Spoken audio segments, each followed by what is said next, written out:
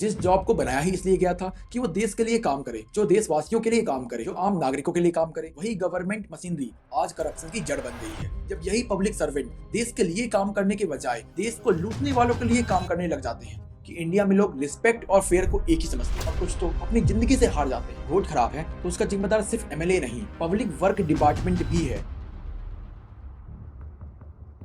नमस्कार। आज भारत में सरकारी नौकरी सक्सेस का सिंबल बना हुआ है। ज्यादातर मिडिल क्लास फैमिलीज का सपना है कि उनके घर के बच्चे भी गवर्नमेंट जॉब करे, भले ही पैसा कम मिले, लेकिन जॉब हो तो गवर्नमेंट जॉब ही हो। अगर आप भी उन फैमिलीज में से हैं या उन बच्चों में से हैं जो गवर्नमेंट जॉब इसलिए करना चाहते हैं क्योंकि उसमें स्टेबिलिटी, पर्सनल बेनिफिट्स और जॉब सेफ्टी होती है, या गवर्नमेंट जॉब मिल जाने से आपकी इज्जत बढ़ जाने वाली है, तो ये वीडियो आपके लिए ही है, जिसमें हम जानेंगे सरकारी नौकरी की वो डार्क रियलिटी और वो सच्चाई जिसे आप जानबूझकर इग्नोर करते हैं, जिसकी वजह से आज तक गवर्नमेंट जॉब को इतना हाइप मिला हुआ है। और यहाँ तक कि हमारी ऐसी ही गलतियों की वजह से आज भ्रष्टाचार अपनी चरम सीमा पे है, जिसकी वजह कहीं ना कहीं आज हम ही हैं। और आज हमें इन्हीं प्रॉब्लम्स के सॉल्यूशन को समझना है, जिससे देश का तो पता नहीं लेकिन आपकी आंखें जरूर खुल सकती हैं। और अगर आप गवर्नमेंट एम्प्लॉय हैं या फिर नहीं भी हैं, फिर भी आप एक बार वीडियो को पॉज करके ये डिस्क्लेमर जरूर पढ़ लीजिएगा, जिससे आपको ओवरऑल वीडियो का इंटेंशन समझ आएगा। तो चलिए वीडियो पे वापस आते हैं। देखा जाए तो हमारे भारत देश के देशवासियों को सदियों से लूटा जा रहा है।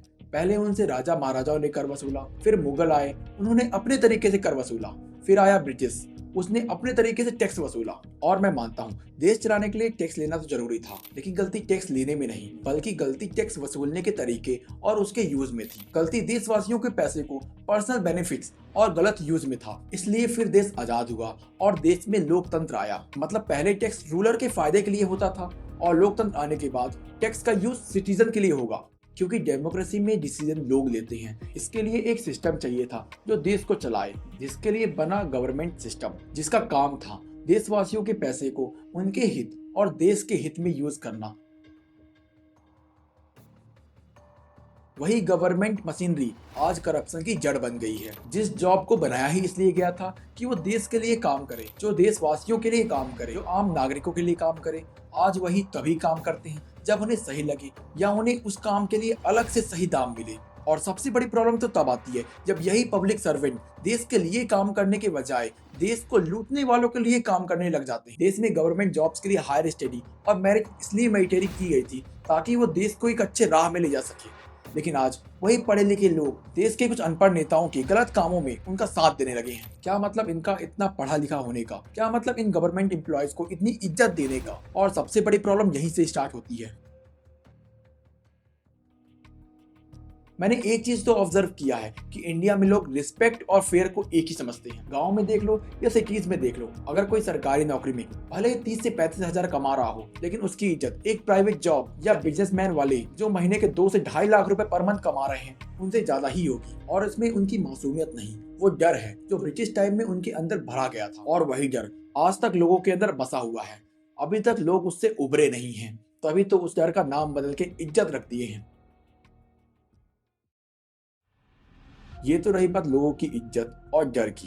अब बात करते हैं उनकी जिसके अंदर बचपन से ही डाला जाता है कि उन्हें गवर्नमेंट जॉब करके इस सिस्टम को बदलना है, और फिर वो लग जाते हैं इस जॉब को पाने की तैयारी में। और जिस टाइम उन्हें खुद पे ध्यान देना चाहिए, अपने अच्छे जीवन के लिए खुद पे काम करना चाहिए, वो उन पीक ईयर्स में वो अपने जीवन के कीमती साल इस जॉब की तैयारी में लगा देते हैं। मैं मानता हूँ ये सबके साथ तो नहीं, लेकिन 90% लोगों के साथ यही होता है। कुछ तो अपनी मर्जी से ही करते हैं, कुछ को अपने घर की हालात या किसी और वजह से उनको इस जॉब के पीछे पड़ना पड़ता है। और गलती शायद आज के बच्चों की नहीं है, ये कल्चर ही इतना डीप हो गया है कि आज हर घर में पेरेंट्स अपने बच्चों से कहते हैं कि अगर जीवन को अच्छे से जीना है तो गवर्नमेंट जॉब तो करनी ही पड़ेगी। और इस प्रेशर की वजह से करोड़ों बच्चे इस जॉब को पाने की दौड़ में लग जाते हैं। कुछ तो इसे क्लियर कर लेते हैं और कुछ फेल हो जाते हैं, और जो फेल होता है वो सिर्फ अपना एग्जाम नहीं हारते, अपने सपने, अपना कॉन्फिडेंस और कुछ तो अपनी जिंदगी से हार जाते हैं। क्योंकि हमारी सोसाइटी में जॉब मिलना अचीवमेंट है और कोशिश करना बेकार।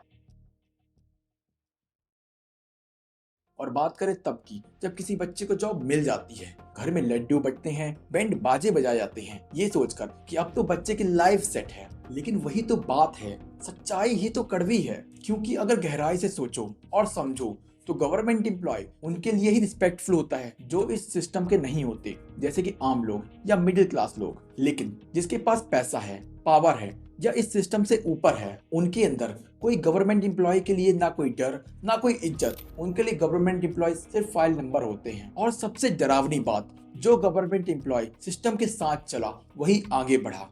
और अगर कोई ये सोच के सिस्टम में आया कि मुझे तो सिस्टम चेंज करना है, मुझे तो सिस्टम बदलना है, और इनके खिलाफ गया, तो उनकी तो आजकल न्यूज भी नहीं आती। और वो गवर्नमेंट एम्प्लॉय जो इस सिस्टम के साथ चला, जो इस सिस्टम को फॉलो किया, वही आगे चलकर करप्शन की जड़ बनता है। और फिर तो आप देख ही रहे हैं देश में कैसी कैसी बिल्डिंग्स बन रही हैं, कैसे कैसे रोड्स बन रहे हैं, कैसे हमारे जंगल को काटकर नेचर के साथ खिलवाड़ किया जा रहा है। और मैं मानता हूँ शायद इसमें कहीं ना कहीं हमारी भी गलती है, क्योंकि हम इस सिस्टम को खराब तो बोलते हैं, लेकिन कहीं ना कहीं हम इसे एक्सेप्ट भी कर ले रहे हैं, क्योंकि या तो हमारे पास टाइम नहीं होता, या फिर हम इसके खिलाफ कुछ करने से डरते हैं।